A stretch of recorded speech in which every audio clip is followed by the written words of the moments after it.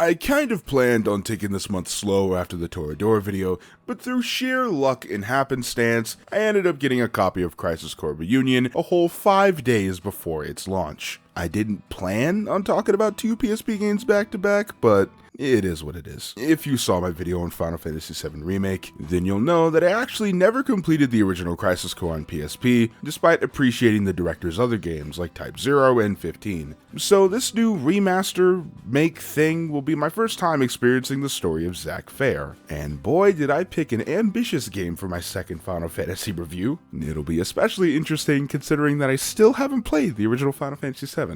Give me a break, it's only been 2 months. Speaking of which, the narrative takes place 7 years before Final Fantasy VII, Hardy Har Har, and is about Zack Fair, a second-class soldier, as well as his mentor Angeal, a first class, who are busy fighting in the Wutai War, until they catch wind of Angeal and Sephiroth's friend Genesis going MIA, and not too long later, Angeal follows suit. Zack eventually finds them in their hometown of Benora, where Genesis' parents and Angeal's mother are conveniently found dead. Yeah, I'm picking up that parents don't really live long in the Final Fantasy VII series. But hey, at least we got the infamous scene from this moment. What the hell did you do, Angeal? Is that your idea of honor? As much as I like the new voice cast, that new Zack voice actor, much loved him, he just does not hit the campiness highs of the original. Me? Gungaga. So, apparently the whole reason that Genesis and Angeal are on a fucking bender, because they figured out that they were experimented on by Dr. Hollander at birth with Genova cells.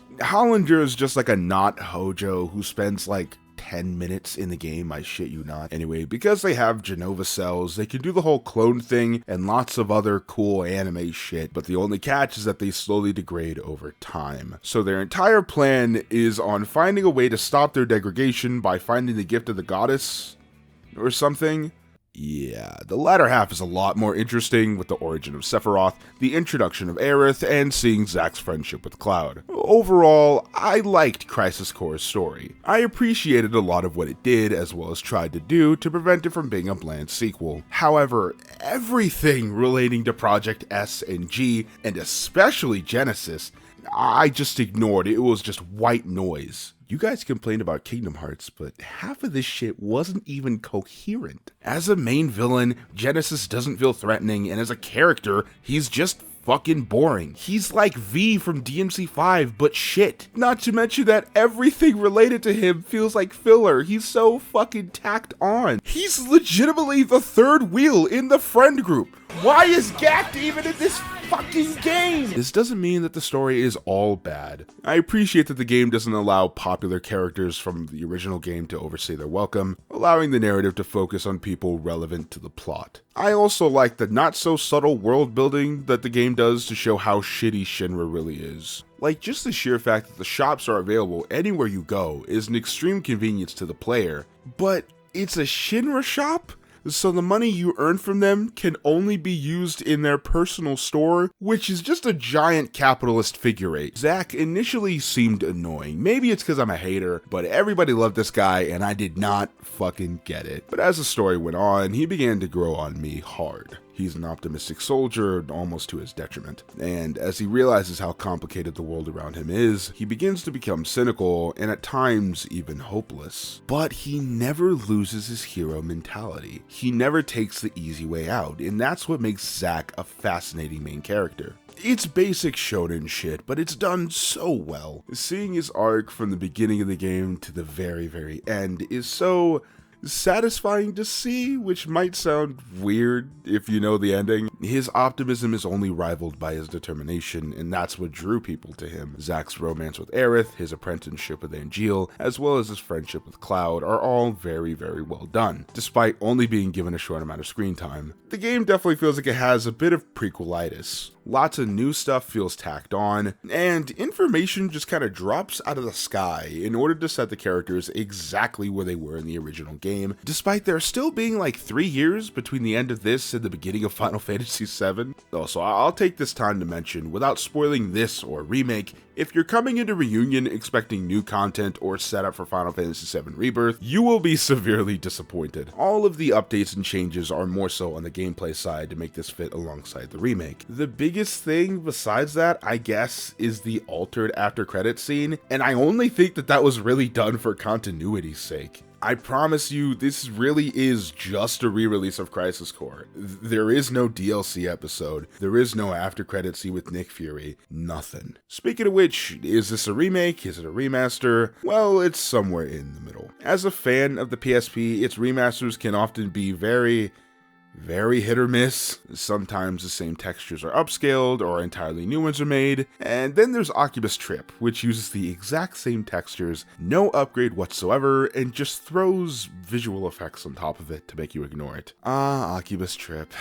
I'd hate you if you weren't so damn good. However, here, the game was entirely remade in Unreal Engine with new textures and models, the latter of which has been especially updated from their low-res cartoonish looks in the original in order to match the 7 remake, which is gonna pretty much be the theme for this entire remaster thing. The FMBs have been upscaled and look very good. However, at the end of the day, this is very much still the same game, animations and all. Which is fine for the most part, save for some of the dialogue-heavy cutscenes, where it can often be a little awkward to see this beautifully made 3D model go from amazing cinematics to what I can only describe as PS2 Kingdom Hearts. The biggest change by far is the gameplay. Good God, I initially couldn't remember why I dropped Crisis Core so soon back in high school, and after getting footage for comparison's sake, I totally get it. Every single one of these console-esque PSP games made some sort of concession in order to run on the handheld, and for Crisis Core, it was not only its controls, but its overall speed. The inputs were incredibly delayed, and that's on top of an already slow frame rate. But now, it runs super fast and has all these little updates that make the game so much better. When you die, you can change your equipment before trying again, like that game I mentioned a million times in this fucking video. You only have to scroll through a menu to use items in battle, and even then, it's really fast and intuitive. Materia is now exclusively used through a shortcut, and fuck does this make battles less of a headache. Everything's just a lot more smooth, which is what you'd want from an action RPG. Again, this is still very much a PSP game, however the updates make this the definitive way to play Crisis Core. I did notice that the DMV system is a lot less intrusive and felt like a good addition in place of a traditional party. I know it's called DMW, but DMV makes me laugh at the inside, so deal with it. It's basically just a constantly rolling slot machine where you get some sort of buff, be it no MP charge, a special attack, or even a summon. And dude, the new summon cutscene,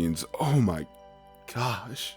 I didn't think that 15 summons could be topped, but damn. I will say that the system feels a lot more helpful, almost too much. In boss battles, I'm getting like 3 Omni Slashes back to back on top of a no MP charge, on top of a healing wind, and it's just almost overpowering me. Because of that and the overall balancing, this is probably one of the easiest RPGs I've ever played next to Kingdom Hearts 3. You should note that I am playing this without any updates whatsoever before launch, so maybe this will be patched out or fixed, but damn, I only died like 5 times and that was during boss fights. And even then, each of the bosses may initially pose a challenge, but their patterns are so easy to read, and that DMV system picks up so much of the slack that it's almost on autopilot. I'm not a fan of grinding, so the difficulty, while a bit too easy, isn't that big of a problem for me personally. It didn't ruin the experience. What I didn't like is that every 20 minutes or so, there was something to break up the routine of random battles. Like suddenly sniping robots in first person or destroying missiles by pressing X. I get that this is done in other Final Fantasy games, however the way they're done here feels,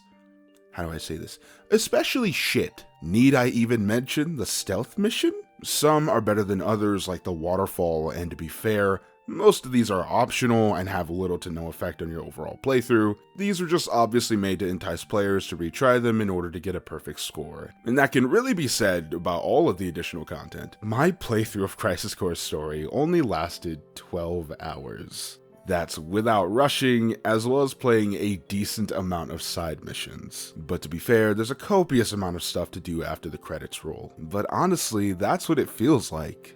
Stuff. It feels like certain things that are purposely made to stretch out the runtime for those who want to get more bang for their buck, super bosses and all. Pretty much every RPG does this, and I should note that I'm not a big fan of endgame content, so take that as you will, but it just kind of seems like unnecessary padding. But I don't know, maybe I'm nitpicking. I just realized I didn't talk about spoilers. I could, but like, we've all seen the ending. We know what happens.